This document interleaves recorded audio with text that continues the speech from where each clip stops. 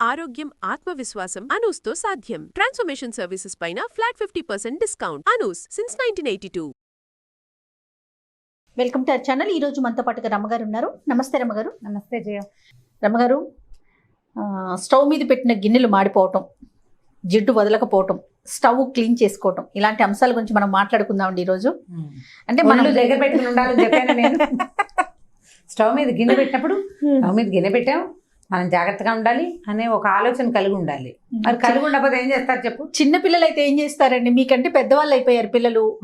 మీరు ఇట్లాగే చెప్తారు, 4 రోజులు పోయినాక మేము కూడా ఇలాగే చెప్తాం, ఒళ్ళు దగ్గర పెట్టుకుని స్టవ్ దగ్గర నుంచోండి. ఇప్పుడు మాకు అంత చిన్న పిల్లలు కదా, ఏం చేయాలి చెప్పండి. ఇక్కడే నుంచున్నట్టు అక్కడ ఏదో అయిపోయినట్లే. గిన్నెలు మాడిపోతాయి అంటే పాల గిన్నెలు అండి. పాల గిన్నెలు మాడతాయి అంటే పాలు పొంగిపోయాక మాడేది ఒక రకం, పాలు పొయ్యి మీదే వదిలేస్తే.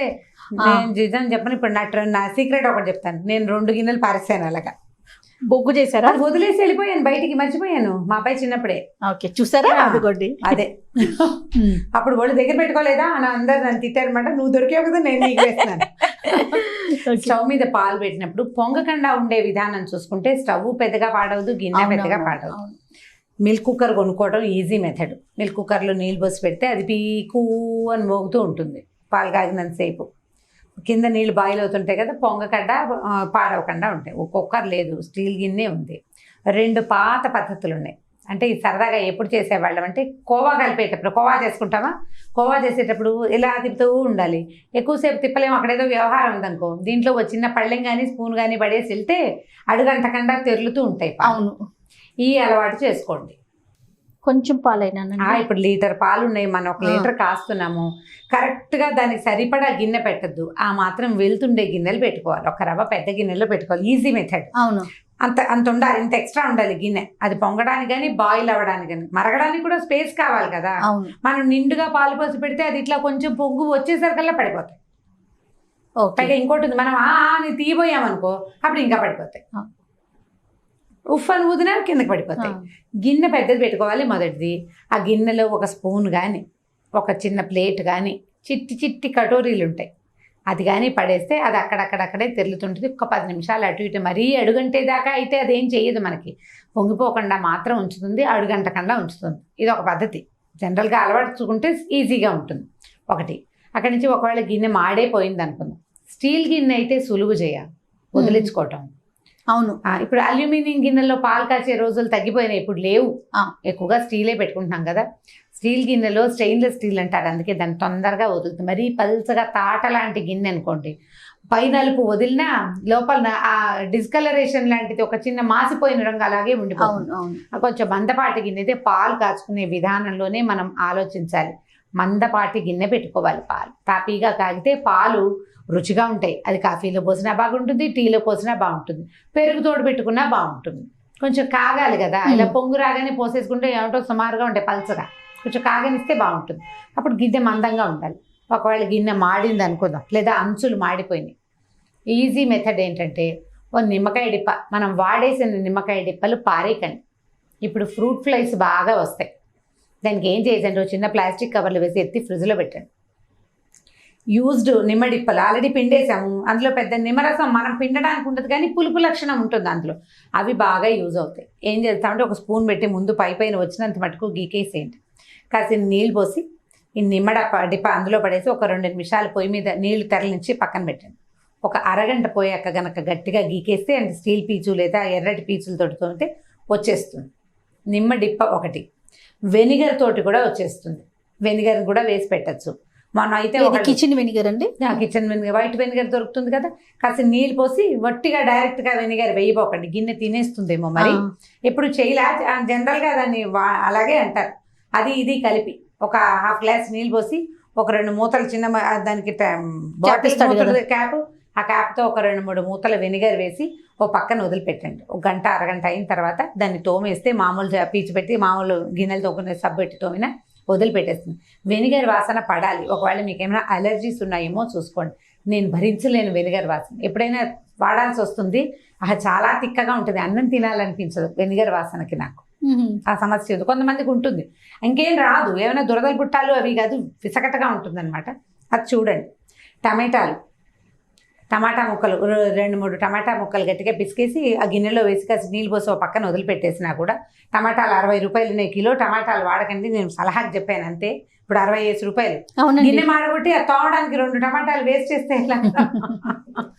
టమాటాలు ఏం చేయాలంటారు? ఆ టమాటాలు గట్టిగా పిసికేసి కాస్త నీళ్ళు పోసి ఆ టమాటా గుజ్జు అందులో పడేసి ఓ పక్కన వదిలేసేయండి ఒక 3-4 గంటలు. నిమ్మకాయలానే పనిచేస్తుంది టమాటా కూడా. తర్వాత చక్కగా తోమేసేయండి, శుభ్రంగా వచ్చేస్తుంది. గిన్నెలు మాడనివ్వకుండా ఉండటం తెలివిగల పని అంతే. మూకుళ్ళు కూడా స్టీల్ మూకుడైనా అడుగున మాడితే మనం వెనిగర్ కానీ నిమ్మ చెక్క కానీ హాయిగా వాడుకోవచ్చు. మన బేకింగ్ సోడా ఉంటుంది కదా, బేకింగ్ సోడా అంటే మనం తినే సోడా ఉప్పు అంటే ఆ సోడా ఉప్పుని కొద్దిగా నీళ్ళు పోసి చిన్న ముద్దలా కలపటం, ఈ మాడిన చోట అలాగా పట్టించేసి వదిలిపెట్టేయండి. ఒక అరగంట పోయాక తోమేసేయండి, 99% వచ్చేస్తుంది. మీరు గిన్నె ఏ లెవెల్కి మాడగొట్ట పనికి రాకుండా మార్చేసామనుకోండి, ఇక అందులో కాస్త మట్టిపోయి చూపించకుండా నిశ్శబ్దంగా భర్తలకు తెలియకుండా జాగ్రత్తగా పారేయండి. ఒకవేళ మగవాళ్ళే వంట చేసేటట్టుగా భార్యామణులు కంటపడకుండా ఆ గిన్నె ఎక్కడో పెట్టాను మర్చిపోయాను ఇలాంటి కబుర్లు ఏమైనా చెప్పి ఈ గిన్నెను తోసేయండి బయటికి అంతే. లేకపోతే నేను ఇంకో మెథడ్ చేస్తాను, మేము మార్చేసిన గిన్నెలో మట్టిపోసి దాంట్లో కొత్తిమీర వేసుకుంటాం. గట్టిగా ఉంటుంది. దాన్ని మేకు పెట్టి చాలా కష్టాలు పడి ఒక మేకు 2 సుత్తులు అదే 2 మేకులు ఒక సుత్తితోటి 4-5 హోల్స్ కొట్టాను ఆ గిన్నెకి. ఓకే. ఆ దాంట్లో అడుగునేవో 4 రాళ్ళు పడేసి ఇంత కోకో పీటేసి చక్కగా కొత్తిమీర వేసుకుంటున్నాం. బాగానే వస్తుంది. రాకేం చేస్తుంది, ఎక్కడేసినా వస్తుంది. గిన్నెలు మార్చకుండా ఉండండి. ఇప్పుడు అదే మన స్టవ్ మీద కనుక ఈ పాలు పడిపోయి మాడిపోతాయి. స్టవ్ క్లీనింగ్ హ్యాక్స్ చాలా మనకి ఇంటర్నెట్లో కనపడతాయి. చేయాలి నేను చేసే 2-3 చెప్తాను. నువ్వు అడిగావు కాబట్టి నిజానికి నాకు ఈ సబ్జెక్ట్ మీద పెద్ద ఇంట్రెస్ట్ లేదు. ఈ గిన్నెలతో కూడా జనరల్ గా ఫేస్ చేస్తారు కాబట్టి ఇప్పుడు చూడండి ఎన్ని పాయింట్స్ చెప్పారు మీరు. అదే దీనికి కూడా మనం వెనిగర్ని వాడుకోవచ్చు. ఇప్పుడు మన సన్ఫ్లవర్ ఆయిల్ వాడతాం, గట్టంతా జిడ్డుగా కొంచెం అంటుకున్నట్టున్నట్టు దాని దగ్గరున్న డబ్బాల మీద కూడా నలకలుగా నూనె అంటే క్రమంగా అది బంకలా తయారవుతుంది.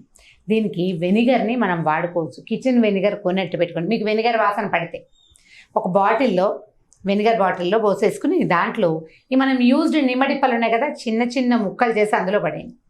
ఇది జిడ్డుని కట్ చేస్తుంది బాగా. Vinegar జిడ్డుని ఉండనివ్వదు.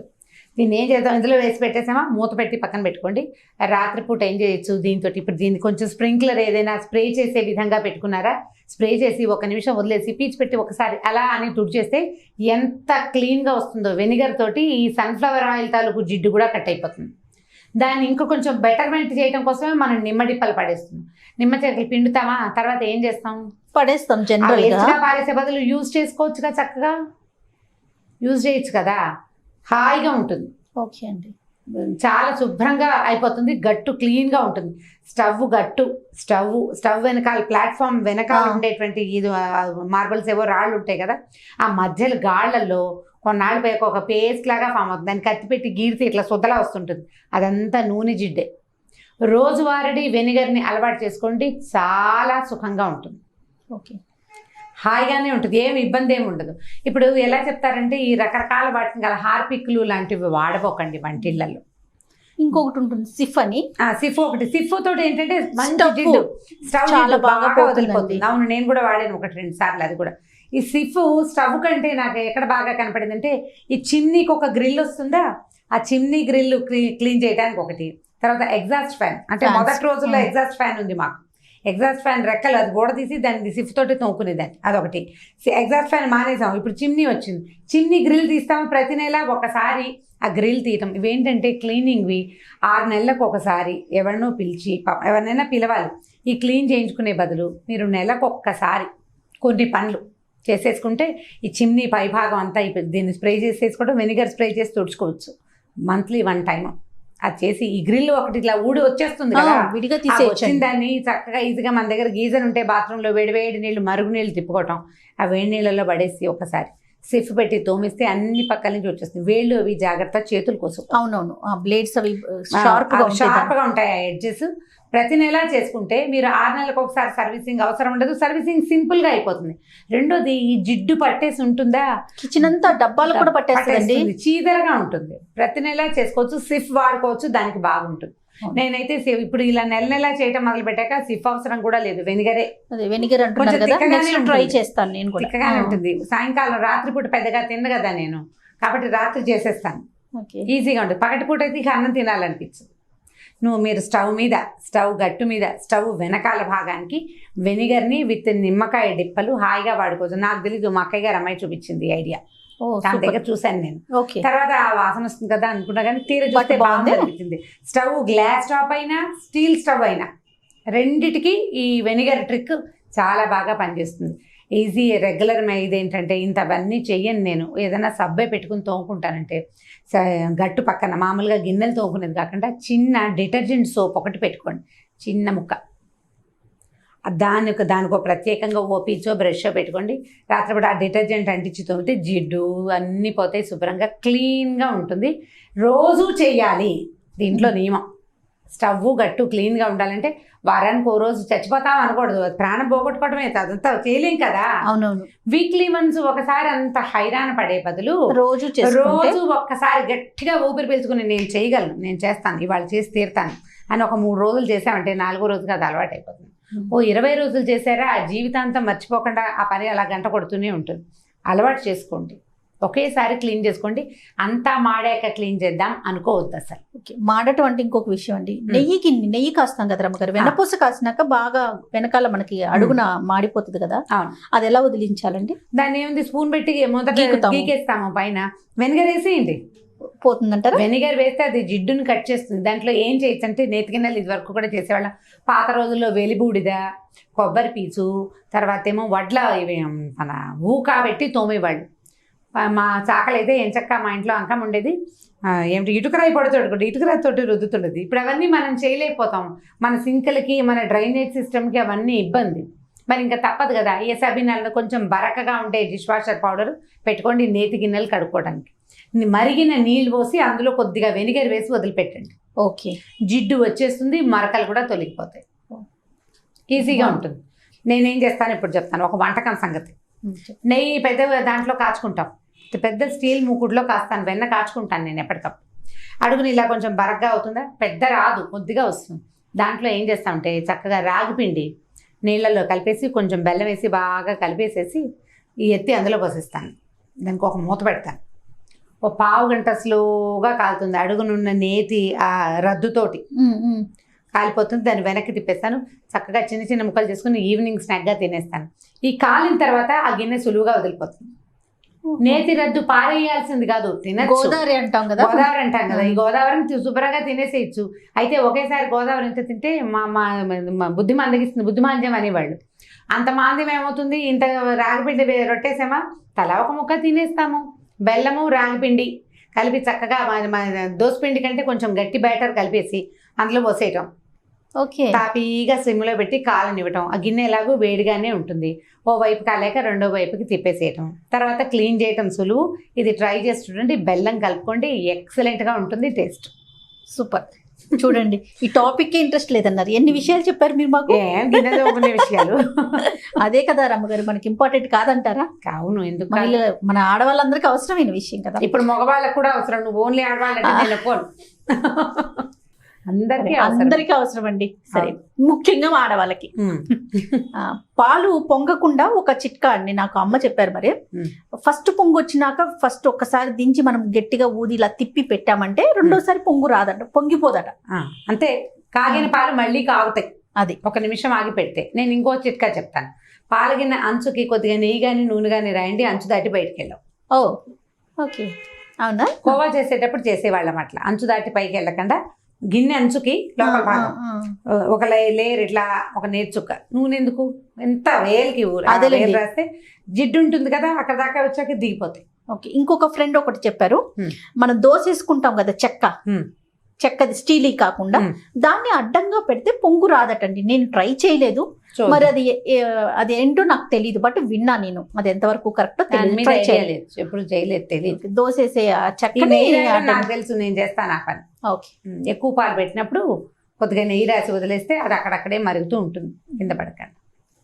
Right. Thank you so much రమ్మగారు. ఓకే జయ.